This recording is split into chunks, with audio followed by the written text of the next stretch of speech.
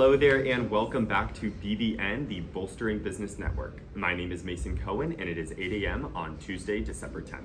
We just shared our 7 steps to startup success, so if you missed that segment, go on to bbn.com/SSSS to grow the financial and social gains of your business. We're glad you're here now because we're going to turn to our daily digestion of scientific literature and its implementation in the corporate world. It's my favorite part of the morning show, and I'm especially excited to introduce today's scientist, Dr. Jonathan Levav. Dr. Levav, a marketing professor at Stanford University, has recently published work alongside Dr. Melanie Brooks of Columbia University that speaks to the psychology of teamwork and collaboration.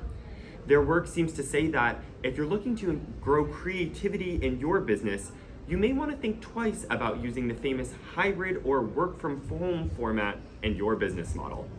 BBN reporter Abby Jones is in Palo Alto with Dr. Levav now to hear more about this interesting work. Dr. Levav, it's great to have you here this morning. Thank you, Abby. I'm happy to be here. You've been getting a lot of attention recently over your experiments on creativity in the workplace, especially over Zoom. Could you walk us through what exactly you and your team have been doing? Yes, of course. So my team used something known as the alternative uses task, which has pairs of people come up with as many innovative ideas on how to use a random object as possible. Some people in our study collaborated in person, while others worked over Zoom. Then the group came up with ideas and were asked to choose the most creative idea they generated. We recorded how many ideas they produced and evaluated how creative these ideas were and the quality of the idea they selected. With this data, we could compare the creativity of people working together virtually to those working in person. Many people are hesitant to implement findings such as these immediately into their company because lab conditions are so much different than the real world. But one of the most interesting parts of your work is that you replicated your findings in a real company. What was your experience working with these companies, and what changes did you have to make to replicate these results in a more realistic environment?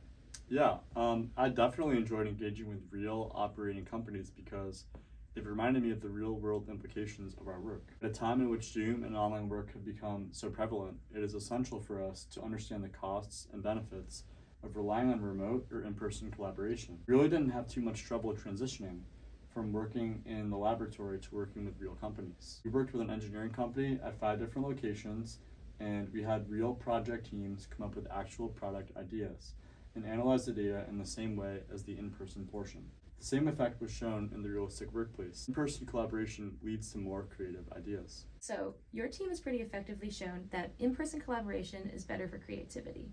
What are the reasons you believe this effect occurs, and what kind of evidence do you have that exists in this space? Well, our working theory revolves around the idea that when people are looking at a computer, they're narrowing their field of visual focus. They pay more attention to their computer screen and spend less time looking at their surrounding environment. And this limits their ability to find new ideas in their environment, decreasing creativity. We believe that being able to take in the entire workplace environment, as is encouraged with in-person meetings, helps fuel the creative process. That's a super interesting theory. I know that you guys have found evidence with eye tracking that shows people on their computers spend a lot less time taking in their environment. So that theory is quite well supported. I want to now take some time to discuss the practical implications of your work. Obviously, our viewers are most interested in how these findings impact their businesses. Creativity and effective collaboration play a major role in business success. What recommendations do you have for implementing these findings into the workplace? There are certainly multiple factors that companies should consider when thinking about how they use Zoom, such as the cost of commuting and physical building space. It may not be necessary to completely get rid of virtual collaboration. I believe that some type of balance is needed. Our research shows that creative idea generation is better in person, but choosing the best idea can be done effectively over Zoom. When designing company policies and project schedules, it would be best to prioritize in-person meetings for idea generation and save decision-making for virtual communication. That is great advice. Thank you, Dr. Levav. We look forward to hearing more from you and your team about effective ways to promote creativity in the future. Back to you, Mason. Thank you, Abby, and thank you, Dr. Levav, for your time. We hope you enjoyed this insightful conversation found only here on BBN. We're now going to take a short break, but up next, a segment on AI, how to leverage this tool without losing human touch in your business.